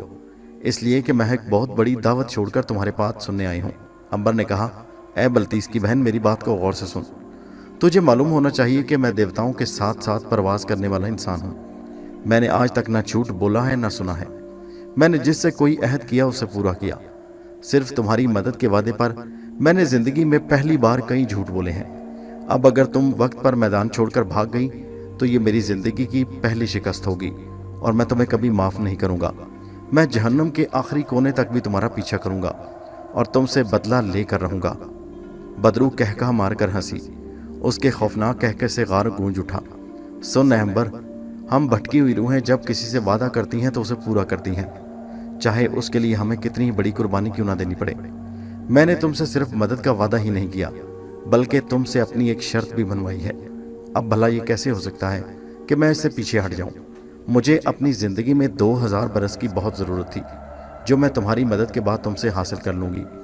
اب تو میں کولو قرار کے بندھن میں جکڑی گئی ہوں۔ تم اپنی آنکھوں سے دیکھ لینا کہ میدان جنگ میں تمہاری کیسے مدد کرتی ہوں۔ بس مجھے یہی اطمینان کرنا تھا، اب میں مطمئن ہوں۔ اچھا، اب میدان جنگ میں ملاقات ہوگی ضرور۔ آگ کا شعلہ لپکا اور پھر بدرو غائب ہو گئی۔ اس کے غائب ہوتے ہی شعلہ بھی بجھ گیا اور غار میں ہر طرف خاموشی چھا گئی۔ امبر کا دل مطمئن ہو گیا۔ بلتیس کی بہن کی روح اس کی ضرور مدد کرے گی، وہ دغا نہیں دے سکتی۔ یہ امبر کا وہم تھا کہ شاید وہ وقت پر دھوکہ دے جائے، مگر وہ دھوکہ نہیں دے گی، وہ دھوکہ دے ہی نہیں سکتی۔ وہ یا تو مدد کر سکتی تھی یا تباہ و برباد کر سکتی تھی۔ بدروہیں انسان کو ہلاک کر سکتی ہیں مگر دھوکہ نہیں دے سکتی۔ امبر واپس شاہی محل میں آ کر سو گیا۔ حموربی کے جاسوسوں نے آ کر اطلاع دی کہ بخت نصر کی حملہ اور فوجیں چل پڑی ہیں۔ اس خبر نے پورے محل میں ہلچل سی مچا دی۔ شہنشاہ حموربی نے اسی وقت جنگی کونسل کا اجلاس طلب کیا۔ اجلاس صبح سے شام تک جاری رہا اور اس اجلاس میں فیصلہ کیا گیا کہ ہر محاذ پر دشمن کا ڈٹ کر مقابلہ کیا جائے۔ ہنائی شہر کی فصیل پر فوج بٹھا دی گئی، تیل کے کڑاؤ اوپر پہنچا دیے گئے، قلعے کی فصیل کے ارد گرد کھائی میں پانی چھوڑ دیا گیا، پتھر پھینکنے والی توپیں نصب کر دی گئیں۔ حموربی نے فوج کو تیار رہنے کا حکم دیا۔ یہ بھی فیصلہ ہوا کہ بخت نصر کی فوج کا مقابلہ یمن کی سرحد پر کیا جائے اور اسے اسی جگہ پر روکنے کی بھرپور کوشش کی جائے۔ جاسوسوں نے یہ بھی بتایا کہ بخت نصر بہت بڑی فوج اور ہاتھیوں کے ایک زبردست لشکر کے ساتھ آگے بڑھتا چلا رہا ہے۔ اس کے ساتھ پتھر اور آگ پھینکنے والی توپیں بھی بہت بھاری تعداد میں ہیں۔ حموربی نے فوراً زرکسیر اور عنبر کو اپنے محل خاص میں طلب کیا اور کہا، زرکسیر، تمہاری مدد اور وعدہ پورا کرنے کا وقت آ گیا۔ ہم یہ چاہتے ہیں کہ تم اپنی فوج، ملکہ اور شہزادے کو ساتھ لے کر نینوا پہنچو اور وہاں چھپی ہوئی وفادار فوج کی مدد اور عوام کے تعاون سے گورنر نینوا کے خلاف علم بغاوت بلند کر دو۔ جہاں پناہ ایسا ہی ہوگا۔ زرکسیر نے شاہی محل سے واپس آ کر عنبر سے کہا، اب میں اپنا وعدہ پورا کرنے پر مجبور ہوں، لیکن اگر ہمیں شکست ہو گئی تو شہزادے اور ملکہ کی زندگی بھی خطرے میں پڑ جائے گی۔ عنبر نے کہا، میرا خیال ہے کہ ہمیں شہزادے اور ملکہ کو ہانو کے چچا کے گھر میں چھپا دینا چاہیے۔ جس وقت حالات نے رخ بدلا تو ہم انہیں وہاں سے نکال کر نینوا پہنچا دیں گے۔ اس کا مطلب ہے کہ حالات رخ بدل سکتے ہیں۔ بہرحال ہمیں ہر طرح سے مقابلے کے لیے تیار رہنا چاہیے۔ فتح ہماری ویسے یقینی ہے۔ میری سمجھ میں نہیں آتا کہ اتنی چھوٹی سی فوج کے ساتھ ہم بخت نصر کے لشکر کا مقابلہ کیسے کریں گے۔ زرکسیر، تمہیں نا امید نہیں ہونا چاہیے۔ رب عظیم ہماری ضرور مدد کرے گا، اور اگر اس نے مدد نہ کی تو ہمارا انجام اس قدر عبرتناک ہوگا کہ آنے والی نسلیں اسے یاد کر کے خون کے آنسو بہایا کریں گی۔ اب نا امیدی کی باتیں چھوڑو، ملکہ اور شہزادے کو لے کر چچا کے مکان میں پہنچو۔ انہیں وہاں محفوظ کر کے فوج کے ساتھ نینوا کے گورنر کے خلاف بغاوت کر دو۔ میں چاہتا ہوں کہ نینوا کی بغاوت کی خبر بخت نصر کو راستے میں ملے اور وہ اپنی فوج کا کچھ حصہ اس طرف روانہ کر دے اور یوں اس کی طاقت راستے میں ہی آدھی ہو جائے۔ میں آج ہی روانہ ہو جاتا ہوں۔ اسی روز آدھی رات کو زرکسیر اور یورکا نے وفادار سپاہیوں کے 1000 دستے کو اپنے ساتھ لیا اور برق رفتاری کے ساتھ نینوا کی طرف روانہ ہو گیا۔ یمن کے دارالحکومت میں جنگ کی حالت تھی۔ ہر طرف جنگ کی تیاریاں زور و شور سے ہو رہی تھیں۔ اسلحہ خانوں میں اسلحہ دھڑا دھڑ تیار کیا جا رہا تھا۔ تلواریں، تیر کمان، نیزے، خنجر اور زرہ بختر ڈھالے جا رہے تھے۔ جاسوس پل پل کی خبر دے رہے تھے کہ دشمن کی فوجیں اب کہاں پہنچ گئی ہیں۔ حموربی خود لباس جنگی پہنے جنگی تیاریوں کی نگرانی کر رہا تھا۔ دوسری طرف زرکسیر نے چچا حبشی کے تہخانے میں پہنچ کر ملکہ اور شہزادے کو وہاں محفوظ کر دیا اور خود فوج لے کر نینوا کی طرف چل پڑا۔ حموربی چاہتا تھا کہ دشمن کی فوج کو یمن پہنچنے سے پہلے پہلے نینوا کی بغاوت کی خبر ملے تاکہ اس کی توجہ دوسری طرف بٹ جائے، اور ایسا ہی ہوا۔ زرکسیر نے بڑی ہوشیاری اور عقلمندی سے کام لیا اور نینوا کی فوج پر باقاعدہ حملہ کرنے کے بجائے شب خون مار کر وہاں افراتفری پھیلانے کا فیصلہ کیا۔ نینوا کے باہر پہاڑوں میں ڈیرا ڈال کر اس نے پہلی بار 50 سپاہیوں کو شہر کی طرف بھیجا، جنہوں نے شہر میں جگہ جگہ آگ لگا دی۔ وہاں کے لوگوں کو جب معلوم ہوا کہ ان کی اپنی فوج یہ ساری کاروائیاں کر رہی ہے تو وہ بھی چوری چھپے ان کے ساتھ مل گئے اور انہوں نے بھی بخت نصر کے سپاہیوں کو ہلاک کرنا شروع کر دیا۔ نینوا کا نیا گورنر اس صورتحال سے پریشان ہو گیا۔ وہ نہیں چاہتا تھا کہ بخت نصر کی قیادت میں یمن پر حملہ کرنے والی فوج کو نینوا کی طرف سے پریشانی ہو۔ ایسی صورت میں بخت نصر اسے گرفتار کر کے جیل میں ڈال سکتا تھا۔ اس نے حکم دیا کہ بغاوت کو سختی سے کچل دیا جائے، باغی جہاں ملے اسے سوچے سمجھے بغیر قتل کر دیا جائے، مگر عوام کی طاقت کا مقابلہ کوئی بھی فوج نہیں کر سکتی۔ زرکسیر کے فوجی ہر رات چھپ کر شہر میں داخل ہو جاتے۔ شہر کے لوگ فوج کو پناہ بھی دیتے اور اس کی رہنمائی بھی کرتے۔ فوجی جگہ جگہ آگ لگا کر اور شاہی فوجوں کے سپاہیوں کو ہلاک کر کے واپس بھاگ جاتے۔ اس صورتحال کی خبر بخت نصر کو راستے میں ہی مل گئی۔ وہ بڑا پریشان ہوا۔ اس نے وہیں سے ایک قاصد دوڑا کر گورنر کو کہلا بھیجا کہ اگر اس نے بغاوت کو نہ کچلا تو اسے خود آ کر قتل کر دے گا۔ دوسری طرف زرکسیر کے فوجی بھی اکا دکا قتل ہو جاتے۔ 4-5 دنوں کے اندر اندر وفادار فوج آدھی رہ گئی اور ابھی تک وہ محل کی ڈیوڑی پر بھی قبضہ نہیں کر سکے تھے۔ زرکسیر پریشان ہو گیا۔ نینوا کے گورنر کی فوجیں چاروں طرف زرکسیر کو تلاش کرتی پھر رہی تھیں۔ گورنر نے شہر میں ہزاروں لوگوں کو پھانسی پر چڑھا دیا۔ لوگ دہشت زدہ ہو گئے، ڈر گئے۔ ادھر زرکسیر کی وفادار فوجیوں کی سرگرمیاں بھی مان پڑنے لگی۔ چنانچہ ایک روز گورنر نینوا نے بخت نصر کو یہ خوشخبری دی کہ بغاوت کچل دی گئی۔ بخت نصر کو تسلی ہو گئی اور وہ بڑے سکون کے ساتھ یمن کی سرحدوں کی طرف بڑھنے لگا۔ بخت نصر کی فوجوں کے طوفان نے یمنی حکومت کی سرحدی چوکیوں کو پرزوں کی طرح اڑا دیا اور تمام سپاہیوں کو قتل کر کے دارالحکومت ہنائی کی طرف پیش قدمی شروع کر دی۔ شاہ بابل کی فوجوں کے یمن کی سرحدوں کے اندر گھس آنے کی خبر حموربی کو پہنچی تو اس نے حکم دیا کہ راستے میں ہی دشمن کا مقابلہ کیا جائے۔ اس کی 5000 پیادہ اور گھڑ سوار فوج نے آدھے فاصلے پر بخت نصر کی فوجوں کو روک لیا۔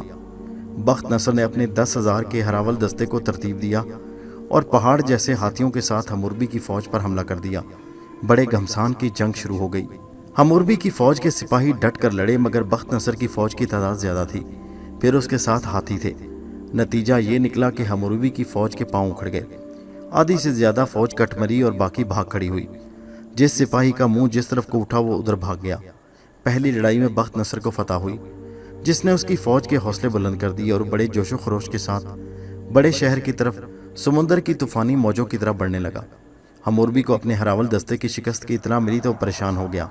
उसने अंबर और वजीर जंग से मशवरा किया और यही फैसला किया कि शहर के दरवाजे बंद कर दिए जाएं और दुश्मन पर फसील पर से तीरों और आग की बारिश की जाए। बख्त नसर की फौज शहर के बाहर पहुंच गई। उसने मैदान में खेमे लगा लिए और बड़े हमले की तैयारियां शुरू हो गई। हमूरबी ने किले की दीवार पर चढ़कर बख्त नसर की फौज को देखा तो एक बार सोच में पड़ गया।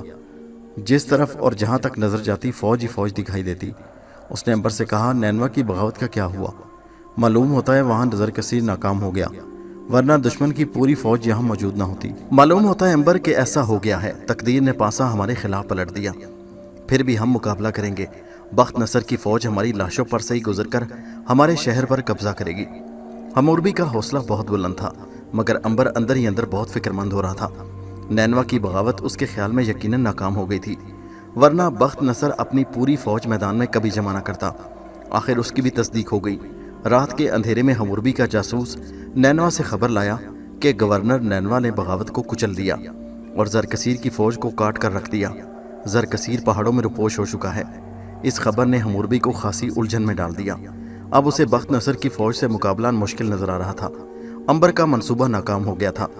दुश्मन अपनी बेपनाह ताकत के साथ दरवाजे पर हमले के लिए तैयार खड़ा था और दुनिया की कोई ताकत अब उसे हमले से नहीं रोक सकती थी। हमूरबी ने अपने सिपा सलार और वजीर खास अंबर के साथ मिलकर दारुल हुकूमत में खाने पीने के सामान का जायजा लिया।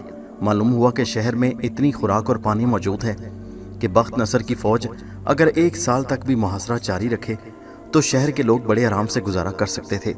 मगर दूसरे ही रोज बख्त नसर की मंजनीकों ने बड़े बड़े पत्थर फेंककर किले की दीवार को हिलाना शुरू कर दिया। ये सूरत हाल बड़ी तशवीशनाक थी। पत्थरों की बारिश सारा दिन जारी रही और दीवार एक जगह से टूटनी भी शुरू हो गई। किले की फसील से हमूरबी के सिपाही दुश्मन पर तीर बरसाते रहे, मगर बख्त नसर की पत्थर फेंकने वाली लकड़ी की तोपें दूर थीं। तीर उनका कुछ नहीं बिगाड़ सकते थे। हमूरबी ने अपनी जंगी कौंसल का हंगामी इजलास तलब किया। उसने कहा, अगर हमारे किले की दीवार पर पत्थरों की बारिश इसी तरह होती रही तो दीवार टूट जाएगी और बख्त नसर की फौजों का सैलाब अंदर आ जाएगा। इसमें कोई शक नहीं कि हमारा बच्चा बच्चा लड़ेगा, लेकिन दुश्मन बड़ी ताकत के साथ हमलावर हुआ है। हमारी फौज का उसका मुकाबला नहीं कर सकेगी।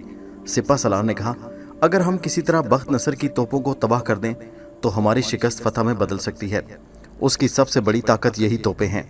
बख्त नसर के पास हाथियों का एक लश्कर है, हम उनसे कैसे निजात हासिल कर सकेंगे? हाथी दीवार को तोड़ने के लिए आगे बढ़ेंगे तो हम उन पर खोलता तेल फेंकेंगे, मगर दूर से आने वाले बड़े बड़े पत्थरों का कोई इलाज नहीं हो सकता। अंबर, तुम्हारा क्या ख्याल है? अंबर, जो गहरी सोच में डूबा हुआ था, असल में वो अपने आप को हमूरबी की बदनसीबी का मुजरिम समझता था। अगर वो हमूरबी को नैनवा की बगावत और अपनी वफादार फौज की मदद का यकीन ना दिलाता तो हमूरबी शायद बख्त नसर से अच्छी शराइत पर सुलह कर लेता, लेकिन अंबर की यकीन दहानी पर उसने बख्त नसर के हमले को कबूल कर लिया था। और अब हालात ये थे कि नैनवा की बगावत को गवर्नर ने एक ही दिन में कुचल डाला था और ज़रकसीर की आधी फौज से ज़्यादा हलाक कर दी गई थी। खुद ज़रकसीर और युरका जान बचाने के लिए पहाड़ों में गुम हो गए। उसने गहरा सांस भरकर कहा, हम छापा मार दस्ते तैयार करके रात को बख्त नसर की फौज में भेज सकते हैं जो उनकी तोपों को नुकसान पहुंचाए। सिपा सलार ने कहा, यह तो ठीक है, मगर बख्त नसर बच्चा नहीं, वो निहायत काबिल जर्नैल है। उसने आधे से ज्यादा अफ्रीका फतह किया है। उसने पत्थर फेंकने वाली तोपों की हिफाजत का खास बंदोबस्त कर रखा होगा। हमूरबी ने कहा, फिर भी हमें कोशिश जरूर करनी चाहिए। आप आज रात ही छापा मार दस्तों को रवाना करें। जो हुक्म जहां बना। आधी रात को 50 सिपाहियों का एक दस्ता किले के एक खुफिया रास्ते से बाहर निकलकर जमीन पर रिंग रिंग कर चलता हुआ बख्त नसर की फौजों के अकब में आ गया। यहाँ लकड़ी की बहुत बड़ी बड़ी पत्थर फेंकने वाली तोपें नस्ब थीं और उन पर बड़ा सख्त पहरा था। हमूरबी के छापामार सिपाही चारों तरफ फैल गए। वो इन लकड़ियों की तोपों को आग लगाना चाहते थे। इस मकसद के लिए वो अपने साथ रुई और तेल लाए थे, मगर तोपों के करीब पहुंचना और फिर उन्हें आग लगाना बड़ा मुश्किल नजर आ रहा था। चंद सिपाही हिम्मत करके एक तोप के पास पहुंच गए। उन्होंने तोप पर तेल फेंका और पत्थर रगड़कर रुई को आग लगा रहे थे कि बख्त नसर के सिपाहियों ने उन्हें देख लिया। उन्होंने तबल बजाकर सबको होशियार कर दिया। हमूरबी के सिपाही पकड़े गए। बख्त नसर के पहरेदारों ने उन्हें फौरन हिलाक कर दिया। दूसरे सिपाही भी पकड़कर कत्ल कर दिए गए। बड़ी मुश्किल से 2 सिपाही जान बचाकर निकल सके।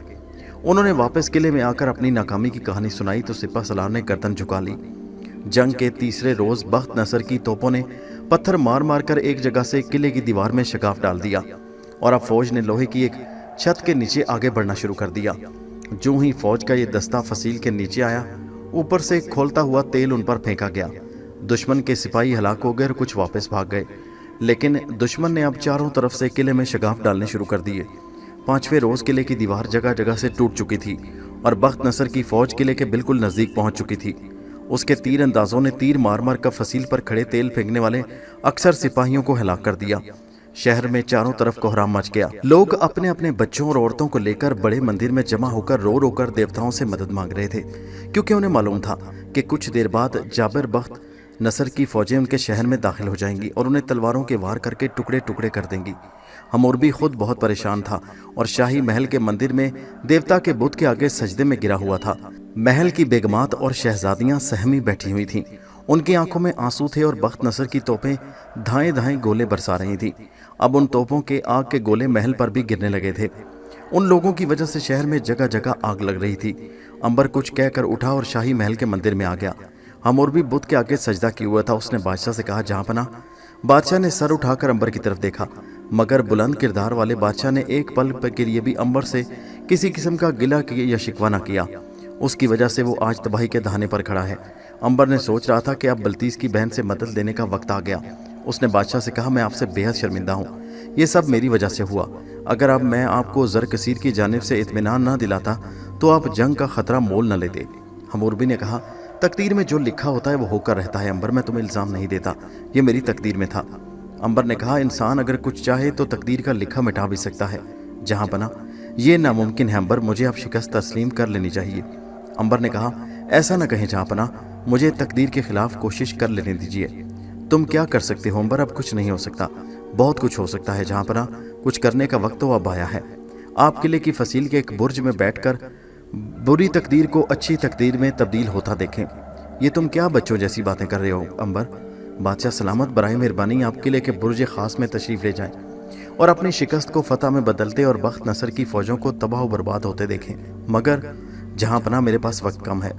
हमूरबी मजबूरन उठा और किले के बुर्ज में आकर बैठ गया। जंग का पासा पलट चुका था। बख्त नसर की फौजें दीवार के शगाफों के पास पहुंच चुकी थी। फसील पर हमूरबी के सिपाहियों की लाशें ही लाशें बिखरी हुई थी। अंबर चुपके से महल की छत पर चढ़ गया। उसने आसमान की तरफ देखा और दोनों हाथ फैलाकर बुलंद आवाज में कहा, ऐ वीरान मंदिर की रूह, ऐ बल्तीस देवी की बहन, अपने वादे को पूरा कर और मेरी मदद को आ।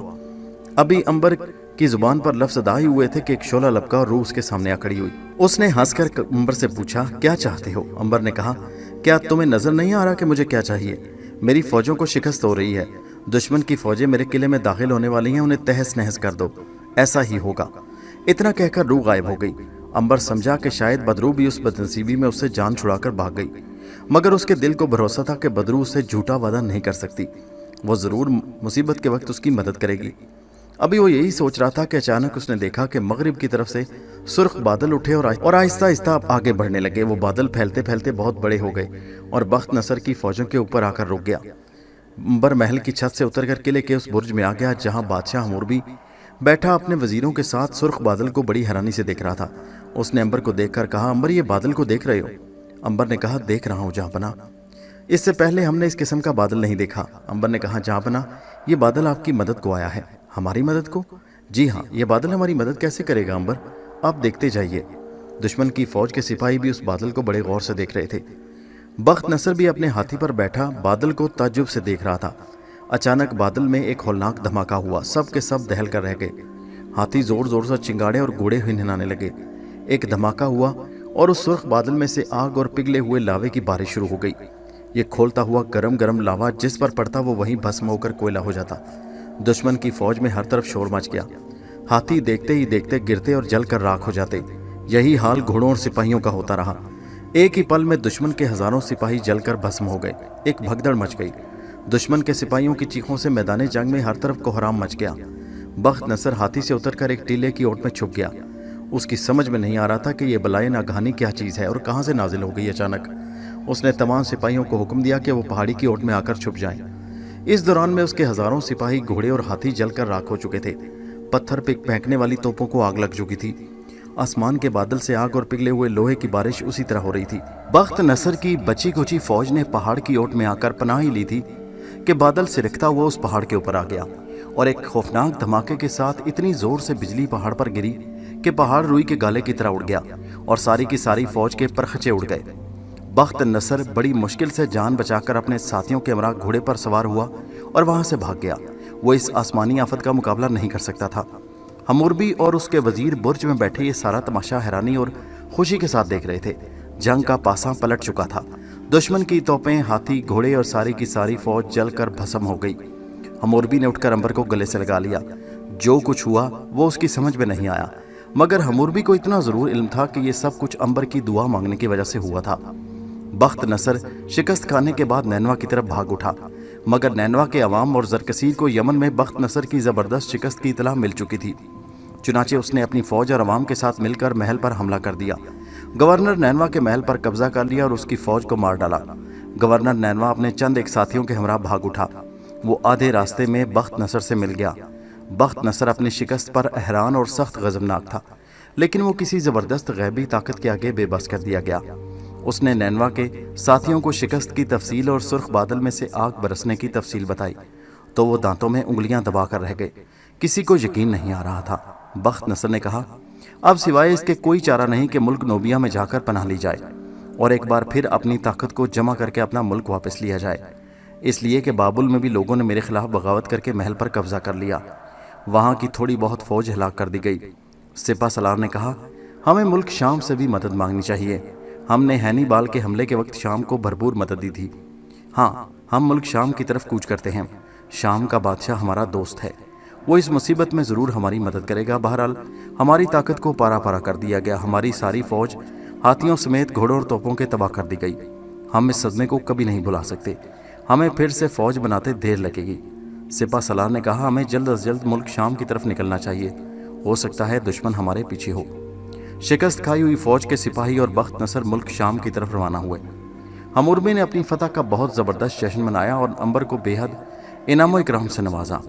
हमूरबी ने बड़े दरबार में ऐलान किया कि आज अगर हमारे वजीर ख़ास अंबर हमारे मुल्क की पनाह में ना होते तो हमें तबाही से कोई नहीं बचा सकता था।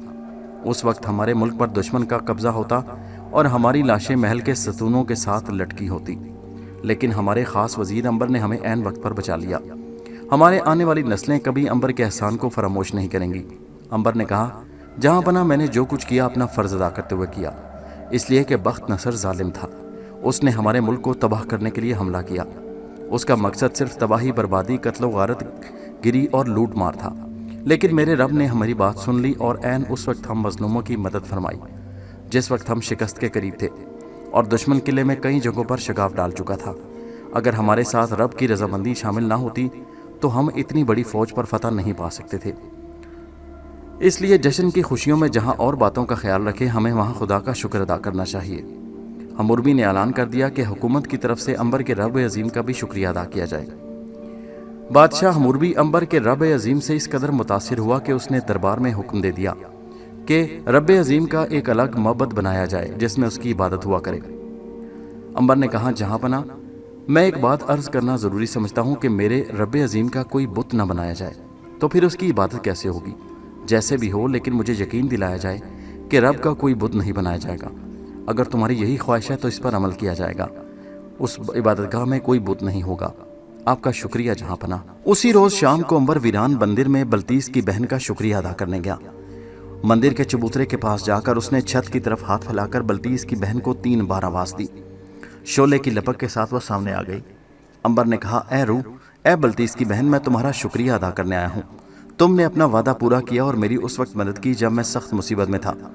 रूह ने कहा, अंबर, हम रूहें जो वादा करती हैं उस पर कायम रहती हैं। मैंने तुमसे वादा किया था अगर तुम मुझे मदद के लिए पुकारोगे तो मैं तुम्हारी मदद को ज़रूर पहुंच जाऊंगी। मैं भी तुम्हारा शुक्रिया अदा करती हूँ कि तुमने अपनी क़यामत तक की ज़िंदगी में से 2000 साल दे दिए। ये मेरा फ़र्ज़ था जो मैंने अदा किया। کاش میں اپنی ساری زندگی تمہیں دے سکتا، میں اس ہمیشہ کی زندگی سے تنگ آ چکا ہوں۔ ایسا نہ کہو امبر، تمہیں بددعا نہیں دی گئی بلکہ دیوتاؤں کا تم پر خاص رحم ہوا کہ تم قیامت تک زندہ رہو گے اور ہر تہذیب، ہر بادشاہ کی حکومت اور ہر ظالم کا انجام اپنی آنکھوں سے دیکھو گے۔ لیکن میں تھک گیا ہوں بلتیس کی بہن، یہ تھکاوٹ وقتی ہے، تم تاریخ کے ساتھ ساتھ سفر کرتے رہو گے۔ تم نے کئی حکومتوں کو اپنی آنکھوں کے سامنے بنتے اور بگڑتے دیکھا ہے، تم نے کئی تہذیبوں کو اپنی آنکھوں سے عروج پر جاتے اور پھر تباہ و برباد ہوتے دیکھا ہے۔ تم ایک ایسے تجربے میں سے گزر رہے ہو جس نے تمہیں تاریخ میں ایک اونچا مقام دیا۔ یہ بھی تو بتاؤ کہ مجھے اب اور کتنے سال زندہ رہنا ہے؟ ہزاروں سال اور زندہ رہنا ہے تمہیں ابھی انسانی تاریخ کی ترقی کو دیکھنا ہے۔ ابھی تو انسان کی تاریخ اپنے بچپن میں سے گزر رہی ہے، تم اس تہذیب کی جوانی بھی دیکھو گے۔ بلتیس کی بہن، میں تمہاری مدد کا ایک بار پھر شکریہ ادا کرتا ہوں۔ روح ہنس پڑی اور بولی، مجھے شرمندہ نہ کرو امبر، ہاں میرا ایک کام ضرور کر دینا۔ وہ کون سا؟ اگر تمہاری ملاقات میری بہن بلتیس سے ہو تو اسے ضرور کہہ دینا کہ میں نے اس کے حکم کی تعمیل کر دی۔ میں تمہارا پیغام بلتیس کو ضرور پہنچاؤں گا۔ اچھا اب میں جاتی ہوں، دیوتا تمہارے نگہبان ہو، رب عظیم بھی تمہارا رکھوالا ہو۔ وہی شعلہ ایک بار پھر بلند ہوا اور روح اس میں غائب ہو گئی۔ امبر ویران مندر سے نکل کر واپس شاہی محل میں آ گیا۔ رات کے کھانے پر اس کی ملاقات بادشاہ سے ہوئی۔ بادشاہ بے حد خوش تھا۔ فصیل شہر کی مرمت کا کام بڑی تیزی سے شروع تھا۔ امبر نے کہا، جہاں پناہ، اب میں آپ سے اجازت طلب کروں گا۔ بادشاہ نے پوچھا، وہ کس لیے؟ وہ اس لیے جہاں پناہ کہ یمن میں میرا کام مکمل ہو گیا، ابھی نینوا میں جا کر مجھے ایک اور فرض ادا کرنا ہے۔ وہ فرض کیا ہے امبر، ہمیں بتاؤ، کیا ہم تمہاری مدد نہیں کر سکتے؟ مجھے نینوا جا کر تخت و تاج وہاں کی ملکہ اور اس کے ولی عہد شہزادے کے حوالے کرنا ہے۔ اگر تم کہو تو ہم تمہارے ساتھ فوج روانہ کر دیں۔ اس کی ضرورت نہیں علی جان۔ زر کثیر کی وفادار فوج نے نینوا پر قبضہ کر لیا۔ گورنر بھاگ کر روپوش ہو گیا۔ ہم تو چاہتے تھے کہ امبر تم ہمارے ساتھ رہتے، تمہارے ہونے سے ہمیں بڑی طاقت مل رہی تھی۔ ہمیں ملکی اصلاحات اور اپنی رعایا کی حالت سنوارنے کے لیے قدم قدم پر تمہارے اچھے مشوروں کی ضرورت تھی۔ کیا ایسا نہیں ہو سکتا کہ تم باقی زندگی ہمارے پاس بسر کرو؟ تمہیں جس چیز کی ضرورت ہوگی تمہیں مل جائے گی۔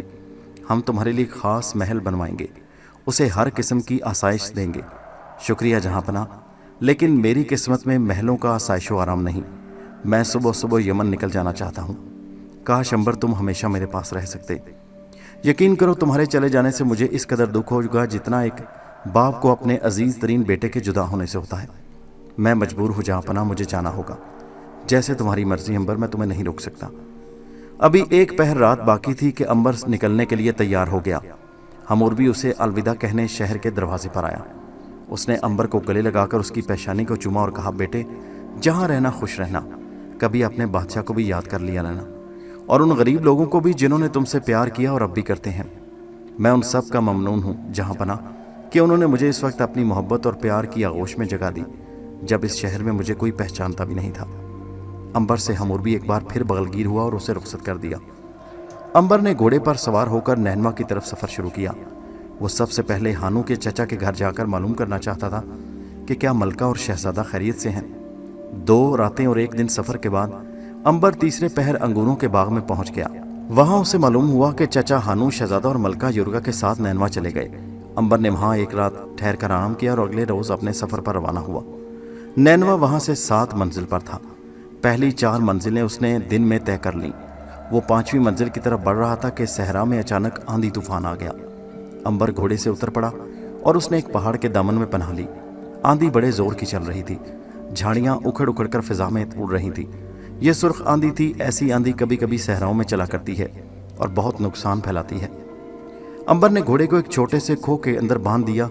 اچانک فضا میں ایک دھماکہ ہوا اور کسی کی آواز بلند ہوئی، امبر تمہیں یمن کی فتح اور نینوا کی طرف خوشی کا سفر مبارک ہو۔ امبر نے آسمان کی طرف منہ اٹھا کر دیکھا۔ میں تمہیں دکھائی نہیں دوں گا امبر، لیکن میں تمہیں ہر جگہ ملوں گا، ہر جگہ دیکھ سکوں گا۔ تم مجھے نہ سن سکو گے مگر میں تمہیں ہر جگہ سن سکوں گا۔ تم رب عظیم کی پرستش کرتے ہو، رب ہمیشہ تمہارا خیال رکھے۔ آواز غائب ہو گئی اور اس کے ساتھ ہی سرخ آندھی کا غبار بھی دھل گیا۔ اب آسمان پر سیاہ بادل چھا گئے اور بڑے زور کی بارش ہوتی رہی۔ اس دوران میں شام ہو گئی۔ رات کے دوسرے پہر آسمان سے بادل چھٹ گئے اور زرد چاند نکل آیا۔ اس کی خوبصورت روشنی چاروں طرف پھیل گئی۔ امبر نے خدا کا شکر ادا کیا اور کھو سے نکل کر باہر آ گیا۔ سفر کے لیے بڑا مناسب وقت تھا۔ بارش کا پانی صحرا کی ریت نے جذب کر لیا۔ चांदनी रात में पत्थर धुलकर चमक रहे थे। अंबर घोड़े पर सवार होकर नैनवा की तरफ चल पड़ा। चौथे रोज वो नैनवा की सरहद में पहुंच गया। सरहदी चौकियों पर ज़रकसीर के सिपाही पहरा दे रहे थे। उन्होंने अंबर को आते देखा तो खुशी से नारे लगाने लगे और एक फौजी जुलूस की शक्ल में उसे नैनवा शहर की फसील तक ले गए। शहर के बड़े दरवाजे पर भी सिपाहियों ने अंबर को पहचान लिया और मुसर्रत के आलम में रक्स करने लगे। उस जुलूस का शोर जब शाही महल तक पहुंचा तो ज़रकसीर ने महल की खिड़की में से झांक कर देखा। उसने अंबर को पहचान लिया। वो फौरन महल से बाहर आया और उसने आगे बढ़कर अंबर को गले लगाया। सारे महल में शोर मच गया कि यमन का फातेह अंबर वापस नैनवा आ गया। वो ज़रकसीर के साथ किस वक्त महल में दाखिल हुआ तो शहजादा और मलका उसे लेने महल के दरवाजे तक आए। अंबर को फूलों के हार पहनाए गए। उसी रोज़ मलका ने ख़ास दरबार मुनक्किद किया। अंबर को दरबार में मलका के साथ ऊपर शहजादे के पहलू में जगह दी गई। मलका ने ऐलान किया कि वो अंबर को सारी उम्र के लिए अपने दरबार का वज़ीर ख़ास मुकर्रर करती है। अंबर ने आगे बढ़कर कहा, है मलका सलामत, आपकी इस इनायत का मैं तहे दिल से ममनून हूँ, मगर अफसोस के साथ कहता हूँ कि मुझे ये ओहदा कबूल नहीं, क्योंकि मैं इसके लायक नहीं। मलका ने हैरत से पूछा, मगर क्यों अंबर? हम तो तुम्हें हमेशा अपने पास रखना चाहते हैं, तुम हमारे मोहसिन हो, हम पर तुमने बड़ा एहसान किया है। अगर तुम हमारी मदद को ना पहुँचे तो हम अपना तख्त कभी हासिल न कर सकते और बख्त नसर की ताकतवर फ़ौज को कभी शिकस्त नहीं दी जा सकती थी। ये सब कुछ मेरे रब की ख़ास मेहरबानी से हुआ मलका सलामत, लेकिन मैं ज़्यादा देर नहीं रुक सकता, ये भी मेरे रब का हुक्म है। मगर तुम कहाँ जाना चाहते हो अंबर? क्या तुम्हें हमारा मुल्क पसंद नहीं? ये तो तुम्हारा अपना मुल्क है अंबर। इसमें कोई शक नहीं मलका सलामत कि नैनवा मेरा अपना मुल्क बन चुका है, लेकिन फिर भी मुझे उस मुल्क के दरो दीवार से रुखसत होकर आगे सफ़र पर रवाना होना है। ज़रकसीर ने आगे बढ़कर कहा, है अजीम इंसान, तुम कहाँ जाओगे? ये मैं अभी नहीं जानता ज़रकसीर, मेरी मंजिल कहाँ है इसका मुझे भी इल्म नहीं। शायद मेरी मंजिल कहीं भी नहीं है, शायद मैं तारीख के सहराओं में क़यामत तक भटकता रहूँगा। ये तुम क्या कह रहे हो अंबर? मलका ने तअज्जुब से पूछा। अंबर एकदम संभल गया। वो ऐसी बातें बेख्याली में कह गया जो उसे नहीं कहनी चाहिए थी। उसने बात को पलटते हुए कहा, मैं तो एक मुसाफिर हूँ मलका सलामत, जिसकी कोई मंजिल नहीं। रब अजीम आपकी हिफाजत करे, अब मैं जाता हूँ, हो सकता है फिर कभी मुलाकात हो। अंबर ने बारी बारी सबसे हाथ मिलाया और घोड़े पर सवार होकर नैनवा शहर से बाहर निकल आया। मलका, शहजादा, ज़रकसीर और युरका उसे रुखसत करने काफ़ी दूर तक साथ साथ चलते रहे, लेकिन एक मकाम पर वो भी अंबर का साथ छोड़कर वापस जाने पर मजबूर हो गए। अब अंबर अकेला था, बिल्कुल अकेला, जिंदगी के वसी अरीज सहरा में अकेला, तारीख के अथाह समुंदर में बिल्कुल अकेला। उसने घोड़े की बागें ढीली कर दी और घोड़ा सहराओं में किसी नामालूम मंजिल की तरफ दौड़ने लगा। दोस्तों, ये कहानी अभी जारी है। अंबर के साथ आगे क्या हालात पेश आए, ये जानने के लिए नेक्स्ट वीडियो मुलाहिजा कीजिए, जिसका लिंक इसी वीडियो के नीचे है। और हमारे चैनल हैदर वाइस को सब्सक्राइब कीजिए। नीचे कमेंट में ज़रूर बताइए कि आपको कहानी कैसी लगी। शुक्रिया।